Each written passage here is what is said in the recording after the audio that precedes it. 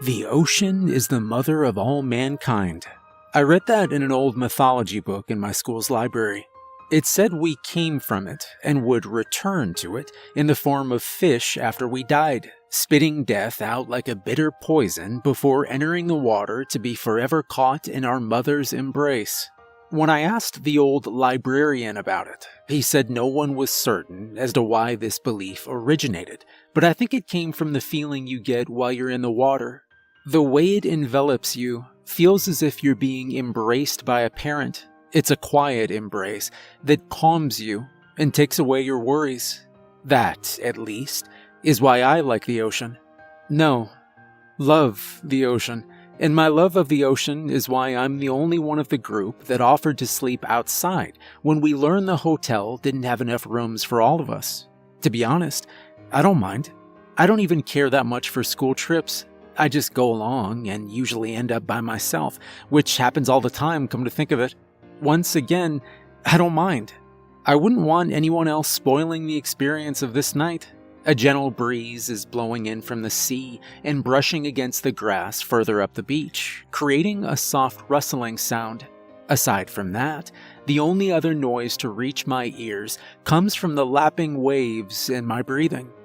I stare up at the bunched clusters of stars, uneasy. Usually the steady sound of waves puts me to sleep right away, or at least within a few minutes. But I've been laying here for hours without even the slightest feeling of drowsiness, thanks to an unsettling fear that hides in the corners of my awareness. I roll over, watching the grass bobbing in the wind. Further beyond it is the small hotel, its porch light illuminating the darkness. The wife of the hotel owner probably turned it on for me. She seems like the kind of person who would do that. But now I have my back to the water. That shouldn't be a problem, though. It's just water. I'm guessing the chances of something crawling out of it to drag me to my death isn't high. But it feels like I just turned my back on a crouching predator. Like I just invited it to come and get me. Why am I afraid? What am I afraid of? I roll back over to confront the imagined threat. Predictably, nothing has changed. The water is the same water as before, broken by the same waves and exhaling the same salty breeze. But I still feel the unease. I've learned that the only thing that can put me at ease when I'm this stressed is to go for a swim. I need to feel that comforting embrace to remind me that everything is still all right. After all, I'm probably just restless because I can't wait to get in the water. True, teacher did say that we were supposed to wait until tomorrow to do any swimming, but there's not much difference between swimming one day as opposed to another unless some natural disaster occurs or the water freezes. I tear away the sheet that's on top of me and hop up, the foam pad I've been lying on rolling up into a loose tube. I find a rock laying nearby and use it to hold the pad down in case it decides to see the world for itself and roll away with the breeze while I'm gone. Sneaking across the sand, I take care to stay out of the light shining from the porch in case anyone's awake and looking outside. I'm already in my swim trunks with my torso bare to the wind and evidently sand. The only things I need now are my snorkel and goggles. Teacher had us all put any swimming gear we brought with us into a shed to the side of the hotel, which I'm hoping isn't locked. I'd like to think that we're far enough from any big town for anyone to worry about robbery, but the hotel owner could be cautious and keep it locked anyway. I pause in front of the shed door, making sure nobody is going to catch me. Nothing stirs in the darkness. The porch light remains unbroken. I reach over and try the handle. It's not locked. Perfect. Pushing the door open, I navigate to where I think my snorkel and goggles are, based on my memory of where I put them. Please don't knock anything over. Aha! There they are. I slip back out of the shed, doing my best to close the door as silently as I'd opened it. Now liberated from the fear that I'll be caught swiping my gear from the shed, I trot down to the beach, slipping my goggles over my face as I go. They fit snugly, pinching my nose, but I tighten them for good measure before hooking my snorkel to the goggle straps and biting down on the mouthpiece. By now, I'm already shin deep in the cool water. I continue to wade out until the water is above my waist before turning on the small waterproof flashlight attached to my swimming trunks and submerging.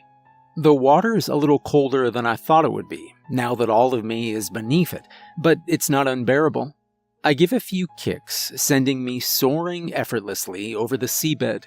A few crabs scuttle away from the flashlight's beam, but otherwise I'm completely alone. The embrace of the water, true to my expectations, calms me down. I stop kicking and float for a moment, my snorkel poking above the ocean's surface. I'm facing the open sea, which means the kelp forest the hotel owner told us about is to my right, and to my left the beach extends without any notable features. I don't want to get caught in kelp or get lost on a seemingly endless stretch of beach, so I decide to head a little further into the open water before heading back. It shouldn't be a problem, as long as I don't go too far and encounter a current that pulls me out to sea. After a few more kicks, my flashlight suddenly fails to illuminate the sand beneath me. I run my hand in front of it, ensuring it's still on. Its glare catches my hand, temporarily blinding me with a sudden brightness. If the flashlight's still on, but not catching the seabed in its beam, I must have swam over a drop-off. Swiveling around, I manage to illuminate the edge of the drop with the flashlight, a massive rocky crag jutting out into the sea. I look back down. Nothing but ink-black darkness meets my eye. But I can hear something. The source of the sound is too far away for me to hear it clearly, but that only heightens my curiosity, taking control from my better judgment. I take a deep breath, fix my snorkel's cap over the end of the tube that still stands above the waves, and dive. After descending a short distance, I stop and listen. There it is, much clearer this time. I've heard the sounds of fish, shrimp, and even a few dolphins during past snorkeling expeditions, but this sounds like none of those. I dive deeper to get a better idea of what I'm hearing. It's still there. I raise one eyebrow, my heart seeming to stop in my chest as I listen.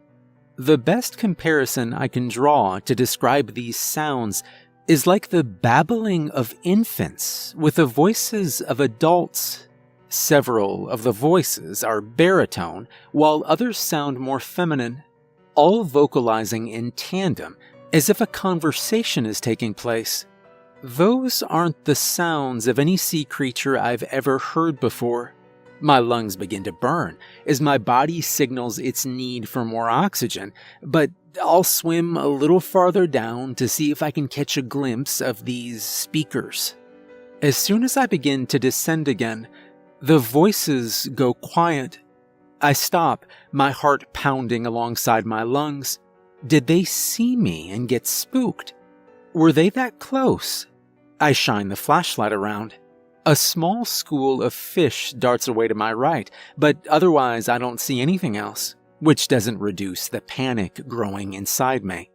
If the speakers were that close, they could be watching me right now. Are they afraid of me? Do they see me as a threat? Are they waiting for me to turn my back on them? No, I can't think like that. Aquatic creatures can sound strange sometimes. Why can't there be something that sounds like a person?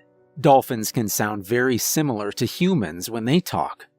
No, that can't be it. Those were voices. No creature can possibly replicate human speech that accurately, even as unintelligible as the words were. Finally giving in to my need for air, I ascend as quickly as I dare, watching the depths below for any sign of the speakers or any other possible danger. None show themselves.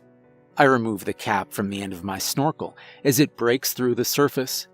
Taking deep breaths through the small mouthpiece, I continue to watch below me. Still nothing. What made those sounds? I swim to shore as quickly as possible.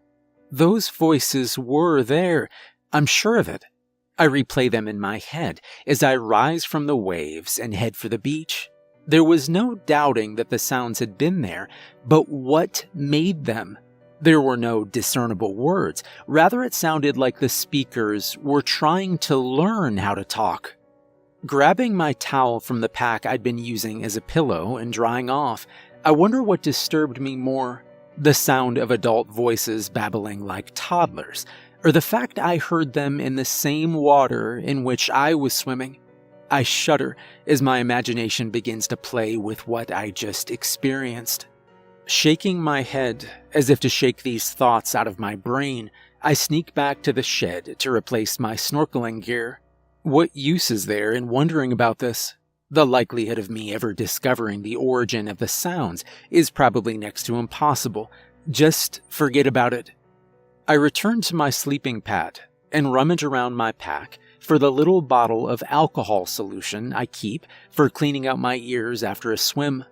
I drop some of the liquid into my ears, wincing at the sensation, before tilting my head and letting the loosened water fall out of my ears and splat onto the sand.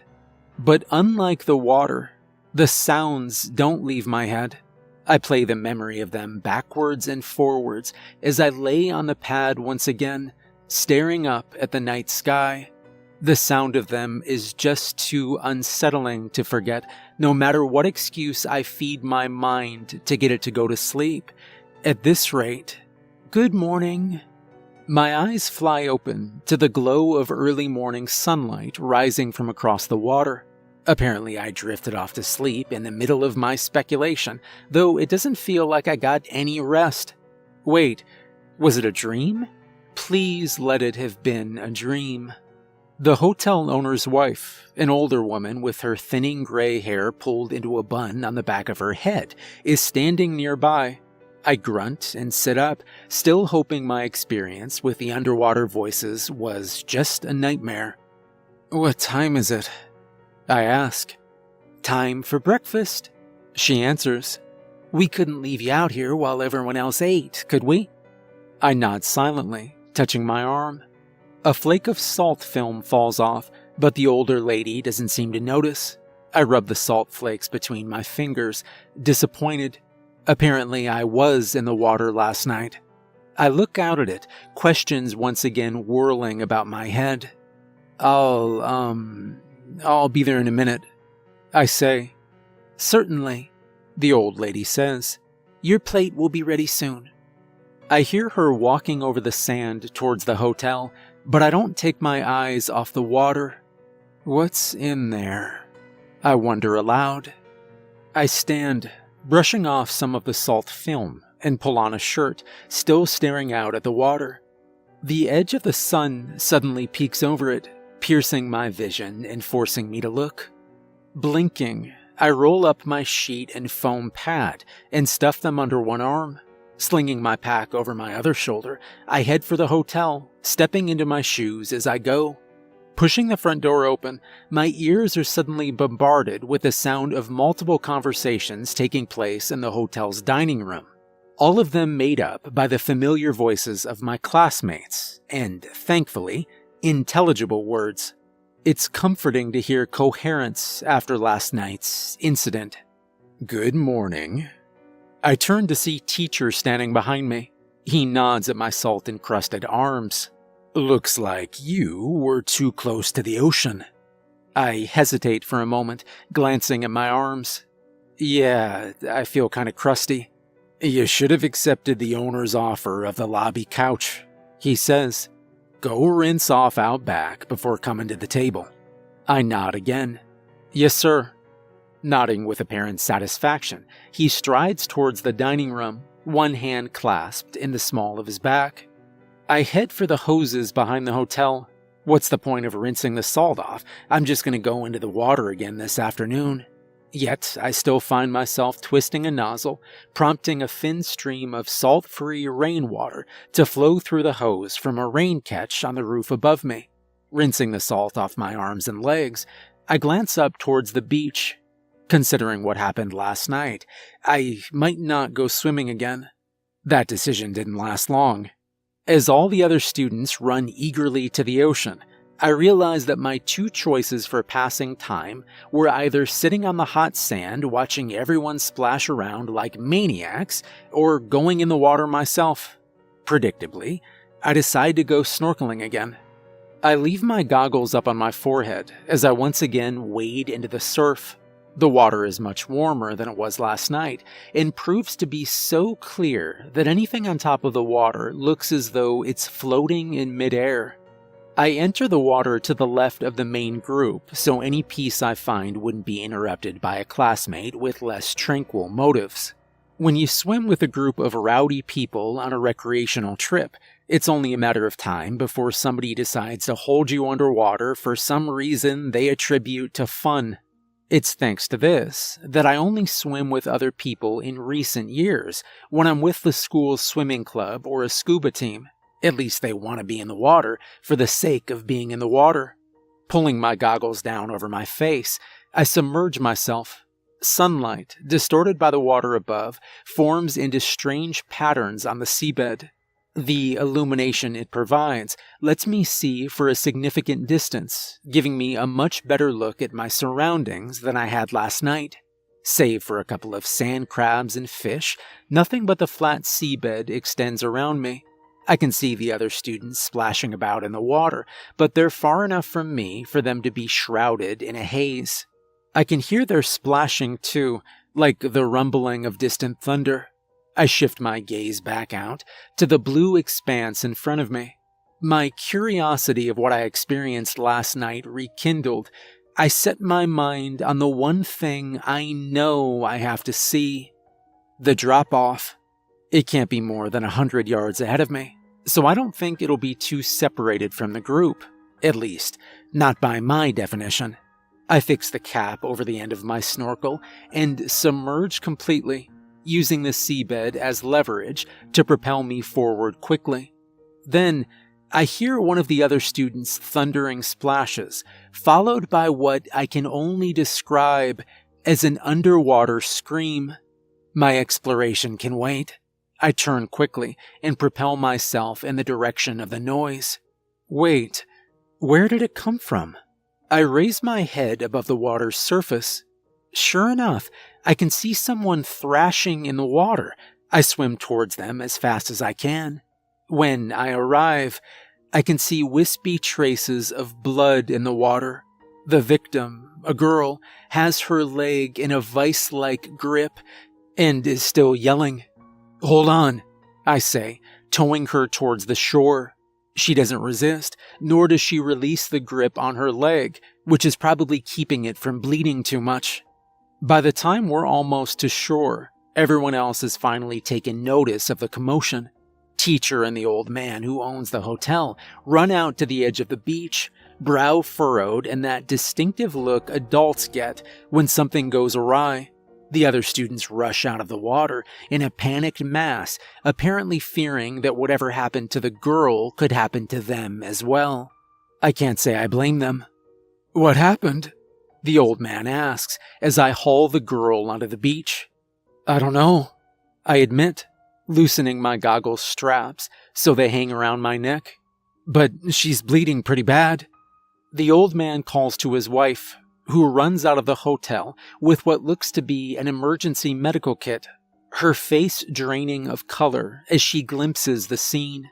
The girl's yelling has finally subsided into whimpers of pain through clenched teeth. Blood is beginning to drip out from between her fingers. "Here," I say, trying to pry her hand away from her legs. "You need to let go so we can get to it." She takes a deep breath and pulls her hand away. Immediately, the blood held back by her hand begins to flow freely onto the sand. I can't see exactly where it's coming from, but it looks like a roughly circular wound, probably a bite or scrape. The old woman presses a small cloth through it. "Hold still now." In my experience, this is one of the worst things to hear from someone administering first aid, but the girl braces herself the best she can. The old woman dabs at the injury softly, though I can see each touch is sending waves of pain through the patient.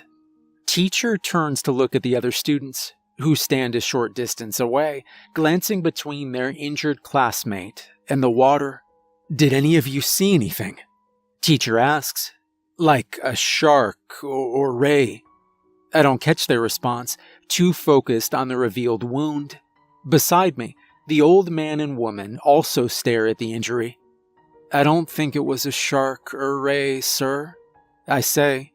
Teacher turns back, frowning as his gaze meets the injury. Seeing his face, the girl leans up to get a better look at her leg. Her eyes widen as she sees it. It was unmistakably a bite mark, no more than 2.5 inches in diameter, engraved into her left shin. I lean closer to ensure I'm not seeing things, but closer examination only proves my suspicions. The bite mark had been made by teeth that clearly belonged to a human.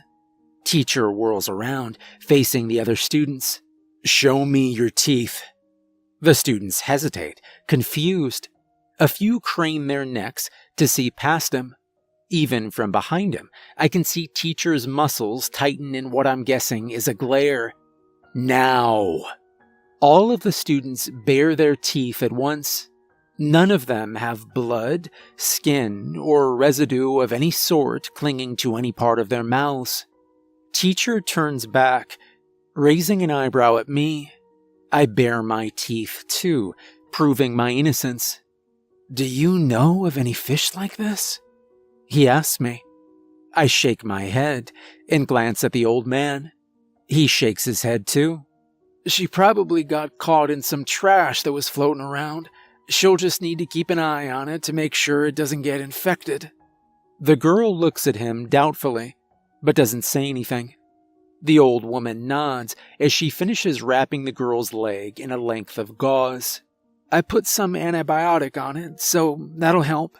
Keeping it clean is the most important thing now." Teacher nods and turns back to the students. She just got caught in some floating litter. Nothing too serious. Just remember to be careful." The students relax and make their way back to the water, not bothering to see the injury for themselves. Teacher bows slightly to the older couple. "Thank you both for the help." The old woman waves a hand. "Don't worry about it. It's what anyone would do." I look out at the other students who have returned to their carefree splashing.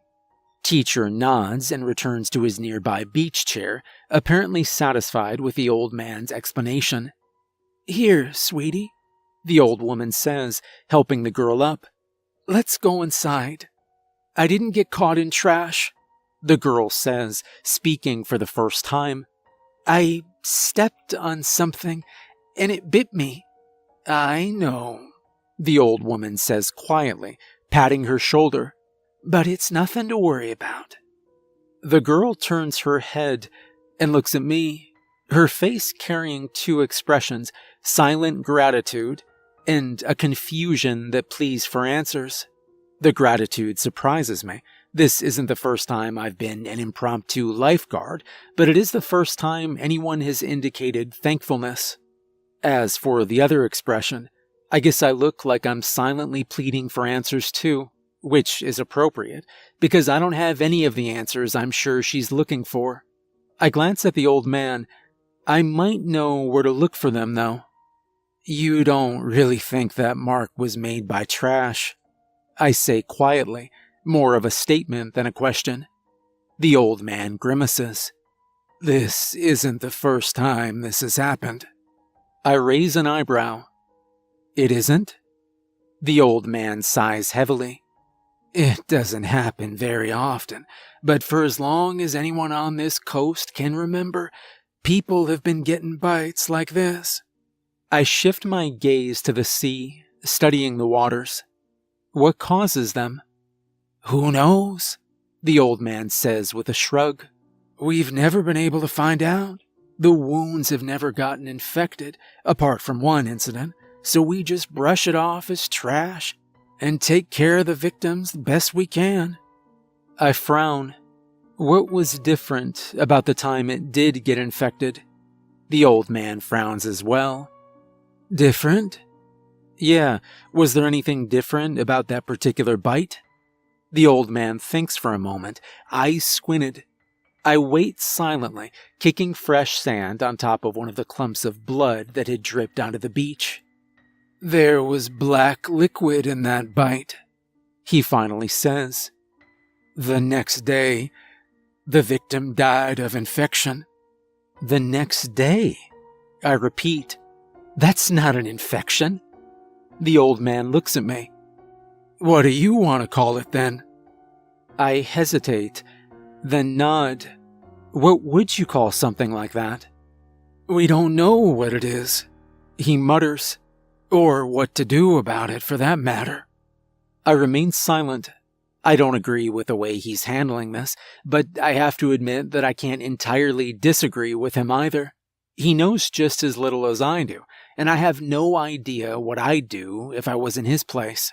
For generations, this hotel has been my family's sole source of livelihood, the old man says. That's why we brush it off as trash. We don't want people to stop coming here for fear of what's in the water. I still don't say anything.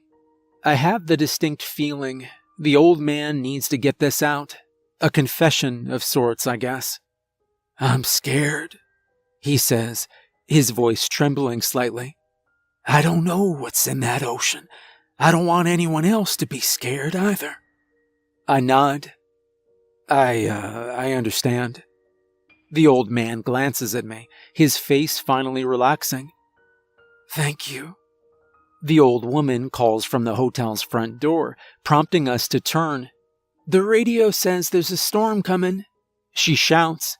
It'll be here in a few hours.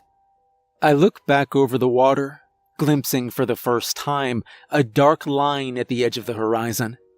A big one. I'd better get things tied down, he says.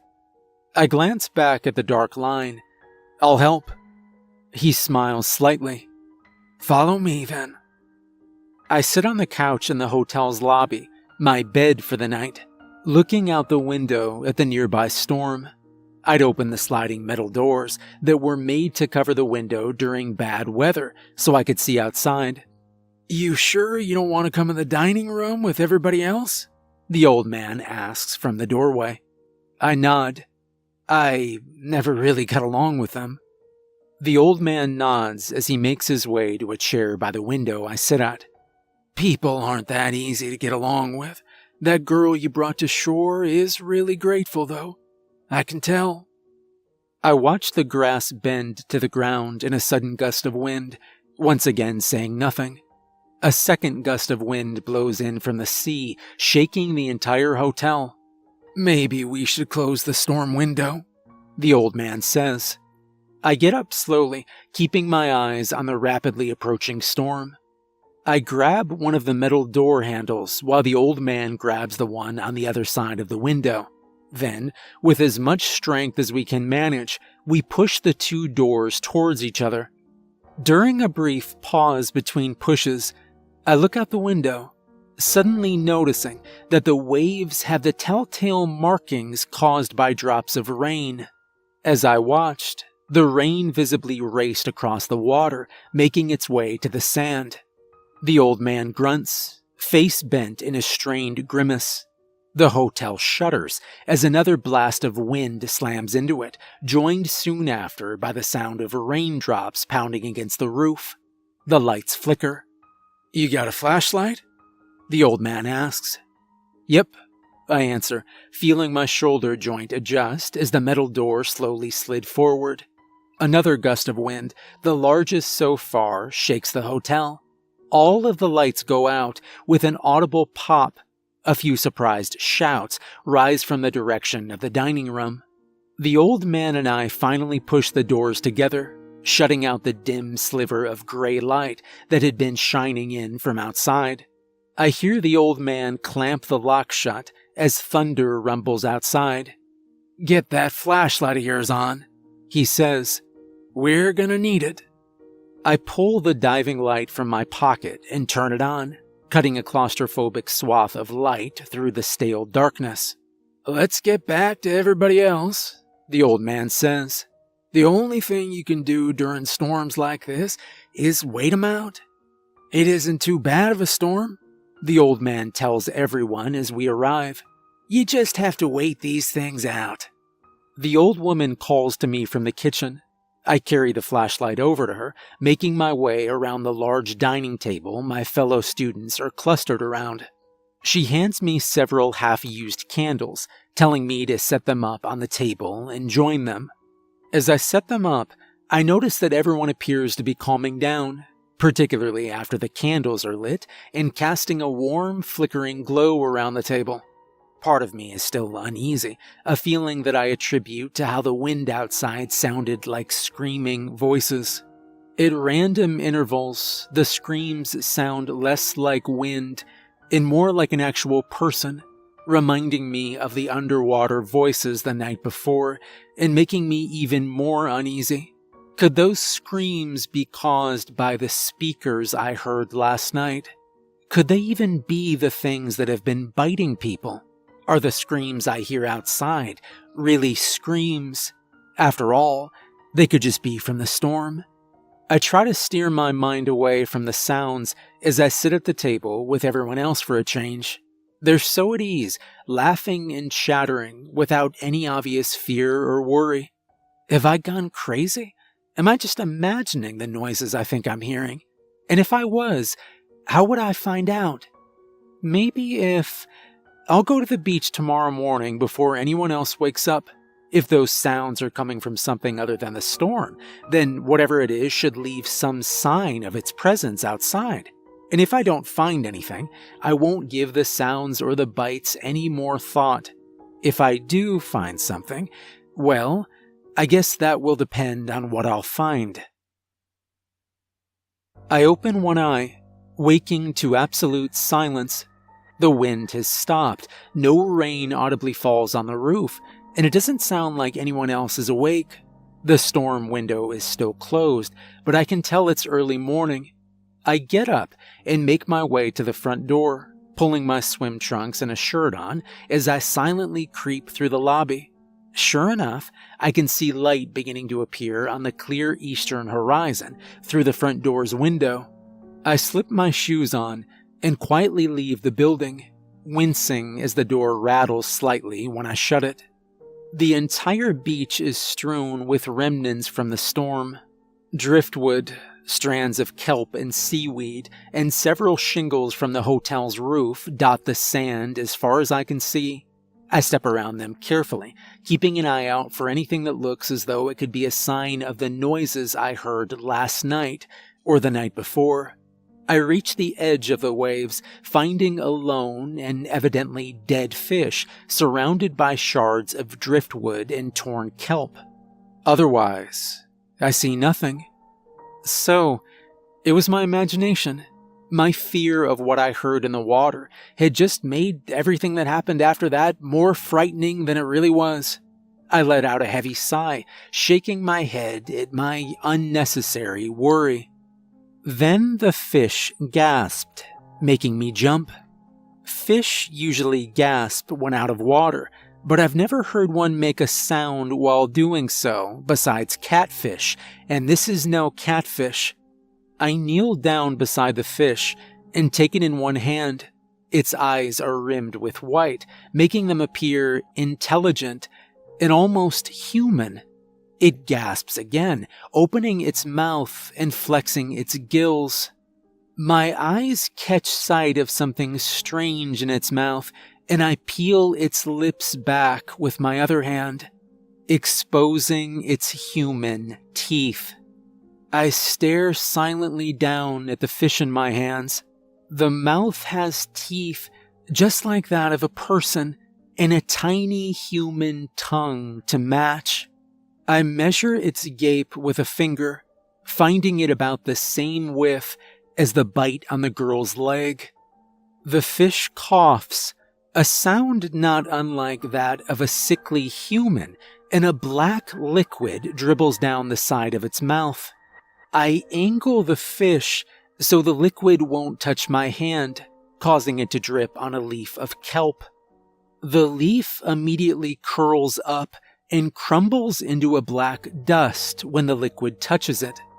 I look at the fish as it looks at me with its white-rimmed eyes and urge to throw it as far as I can rising in me. I want to forget that I ever saw the fish, to get it out of my sight, to go back in time and keep myself from coming out to the beach this morning, to do something to prevent myself from ever being here right now and discovering this aberration. But as I look at the fish, I can see the light of panic in its eyes, the same expression in the eyes of every captured animal I've ever seen. I blink. Maybe this wasn't the way this fish was made. Maybe it had no answers as to what was happening to it, just as I have no explanation for what this fish was. This in mind, I carry the fish to the water and submerge my hand, holding the fish loosely. He belongs in the water, no matter what I think about his unsettling appearance. The fish rests for a moment in the softly rolling waves, then darts out of my hand, a silver streak arcing through the water. I stand, looking out at the ocean. It looks infinite from where I am. It might as well be. I haven't even begun to understand what hides in the depths. Maybe the fish was becoming something. Maybe it was a new species, never seen by modern man. Maybe something had become the fish. I don't care anymore. Not about the fish, the voices, or answers about what happened the past few days. I fear that if I focus on those questions, I'll lose my love of the ocean, swimming, even water in general. For the first time in my life, I'm actually satisfied with my ignorance. After all, if I knew all the ocean's secrets, I might not want to share this planet with it.